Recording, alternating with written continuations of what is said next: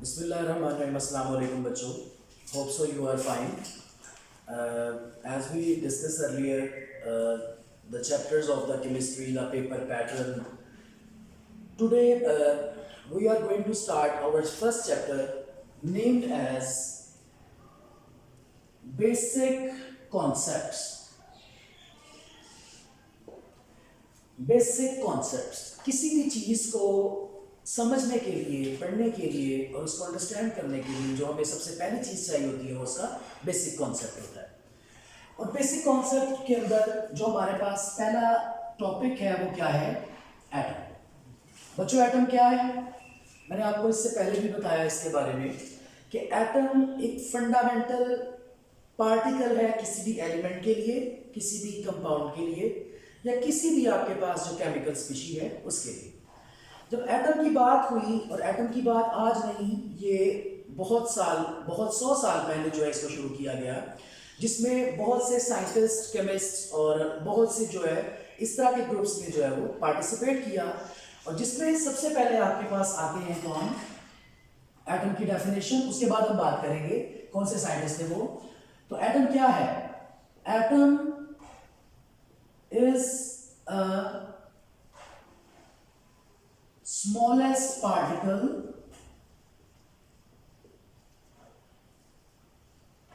which can take part in chemical reaction। के एक reaction में पार्टिसिपेट करने वाली सबसे छोटी और सबसे जरूरी चीज जो होती है वो क्या होता है? आपके पास एटम होता है। उसके बाद बच्चों देखें इसको, ये किस तरह से जो है वो पहचाना गया, कौन लोग इनके पीछे थे, किन लोगों ने इसको हमें समझाने में जो है वो मदद की। उसमें आ जाते हैं ग्रीक फिलोसफर्स। ग्रीक फिलोसफर्स ने क्या कहा? उन्होंने एटम को जब स्टडी किया और स्टडी करने के बाद वो इस नतीजे पे पहुंचे कि आप एटम को, किसी भी चीज को अगर आप ब्रेक करते हैं, let's say this is your marker, इसको आप सेंटर से ब्रेक कर देते हैं, कितने हिस्से हो जाएंगे? 2 हिस्से। उन 2 हिस्सों के मजीद आप जो है वो उसको जो है फर्दर ब्रेक कर देते हैं, उसको डिवाइड कर देते हैं, कितने हो जाएंगे? 4, 4 के 8, 8 के 16, 16 के 32, 64 एंड सो ऑन। फाइनली आप एक यूनिट पे पहुंच जाएंगे, एक ऐसे इसके पार्ट पे पहुंच जाएंगे जिसको आप फर्दर डिवाइड नहीं कर सकते। ठीक है ना? आप इसके एक ऐसे छोटे से हिस्से पे पहुंच जाएंगे जिसको आप फर्दर डिवाइड नहीं कर सकते। जिस तरह से आप छोटा सा पेपर ले लें, आप उसको तोड़ते जाएं, काटते जाएं, मेरा मतलब ब्रेक करते जाएं, फाइनली वो इतना छोटा हो जाएगा कि आप उसको मजीद ब्रेक नहीं कर सकेंगे। इसी तरह से ग्रीक फिलोसफर्स ने क्या कहा कि आप किसी भी एलिमेंट को ले लें, किसी भी मैटर को ले लें और उसको डिवाइड करते चले जाएं और डिवाइड करते चले जाएं, फाइनली एक ऐसा यूनिट आपको मिल जाएगा जो कि क्या होगा? एटम कहलाएगा। उसके बाद बच्चों आपके पास आया डेमोक्रिटस।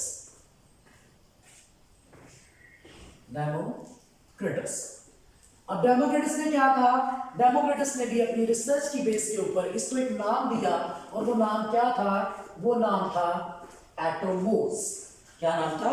एटोमोस, जिसका लफ्जी मतलब क्या है? लफ्जी मतलब है इंडिविजिबल। लफ्जी मतलब क्या है? इंडिविजिबल।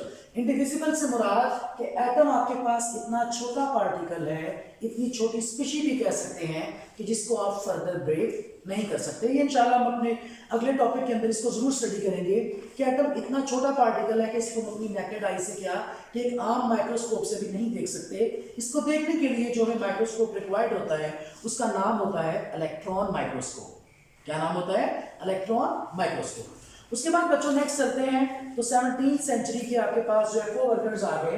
तो 17th सेंचुरी कोवर्कर्स,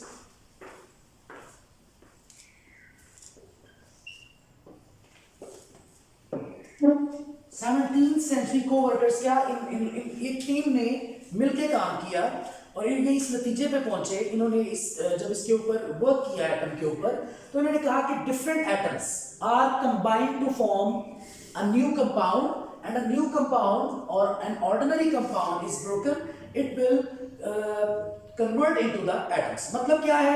आपने एक दीवार बनाई, जिस तरह से आप अपना व्हाइट बोर्ड देख रहे हैं, इसके पीछे दीवार है, ऑब्वियसली एक दीवार के ऊपर जिप्सा है, लगा हुआ है, जोड़ा गया है।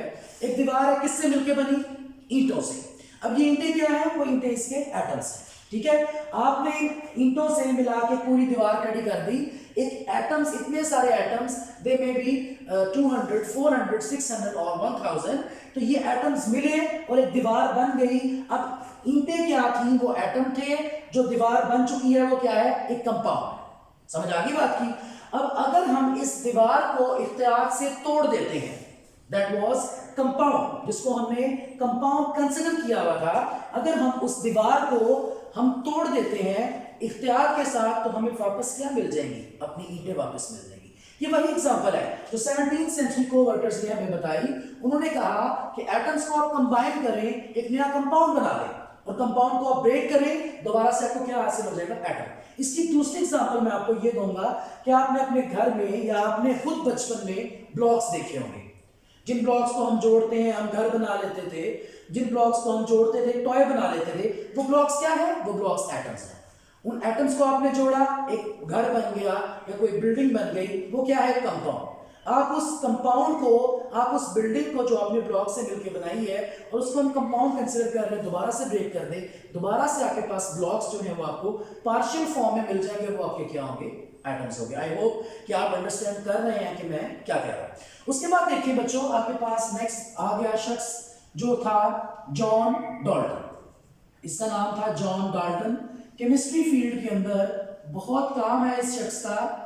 इसने बहुत सारी थ्योरीज में और बहुत सारे प्रैक्टिकल्स में और बहुत सारी इस तरह की नई इन्वेंशंस में मदद की। इंग्लिश स्कूल टीचर था, इंग्लिस्तान का मतलब कि एक टीचर था ये। इसने रिकॉग्नाइज किया इसको, एटम को, और इसके ऊपर एक थ्योरी बना दी बच्चों, जिसको इसने क्या नाम दिया? Dalton's atomic theory. मतलब अपने नाम पे ये काम किया जाता था फेम के लिए, अपने नाम पे, अपने शहर के नाम पे, अपने मुल्क के नाम पे, अपनी कास्ट के नाम पे, अपने फोर फादर्स के नाम पे किसी थ्योरी का नाम दे देना। जिस तरह से हमारे इलाकों में आजकल बट कढ़ाई हो गया, ठीक है ना, बट कढ़ाई हो गया जनाब। उसके बाद बहुत सारी इस तरह की चीज़ें हैं, जिस तरह से आपके पास जो है वो बहुत सारे ब्रांड्स हैं, जिस तरह से जमीयत जमशेद हो गया, ठीक है, सना सैफिनास हो गया, इस तरह से। तो इसने बच्चों थ्योरी जो बनाई उसको क्या कहा? Dalton's atomic theory. मतलब कि अपने नाम पे इसने थ्योरी बनाई, और इसने इसके अंदर बताया कि आपके पास जो एटॉमिक थ्योरी है, तमाम मैटर जो हैं वो किससे मिलके बने हैं? मैटर, जो कि मैंने आपको लास्ट टॉपिक में डिस्कशन करते हुए बताया, चैप्टर्स को डिस्क्राइब करते हुए बताया कि मैटर क्या है।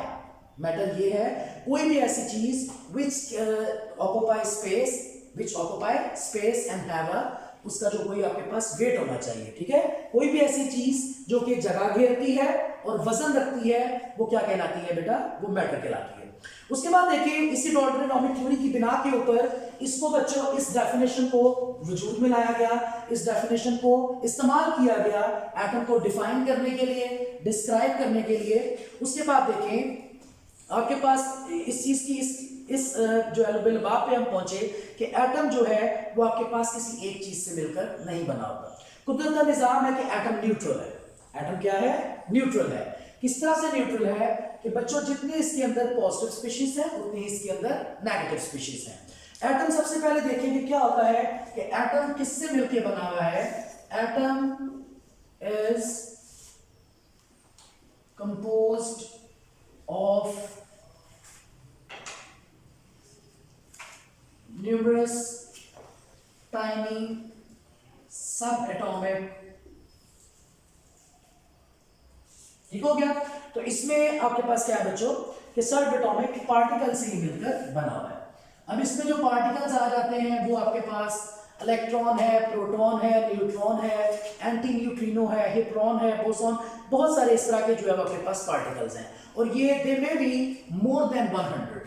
अब ये देखें एक एटम इतना छोटा जिसको हम अपनी नेकेड आई से नहीं देख सकते, अपनी नेकेड आई से विजुलाइज नहीं कर सकते, वो मोर देन 100 पार्टिकल से मिलकर बना हुआ है। लेकिन इसके अंदर जो फंडामेंटल होते हैं बच्चों, फंडामेंटल पार्टिकल्स का क्या मतलब है? बुनियादी। फंडामेंटल्स मतलब के जो बुनियादी होते हैं आपके पास, वो कौन से हैं बेटा? वो है आपके पास प्रोटॉन, इलेक्ट्रॉन एंड न्यूट्रॉन। मतलब कि ये आपके पास बुनियादी पार्टिकल्स हैं, इनके बगैर एटम जो है वो एग्जिस्ट नहीं कर सकता। प्रोटॉन हमेशा याद रखें पॉजिटिव इन नेचर होता है, इलेक्ट्रॉन हमेशा याद रखें नेगेटिव इन नेचर होता है, और न्यूट्रॉन न्यू से ये क्या होता है बच्चों, ये आपके पास न्यूट्रल होता है।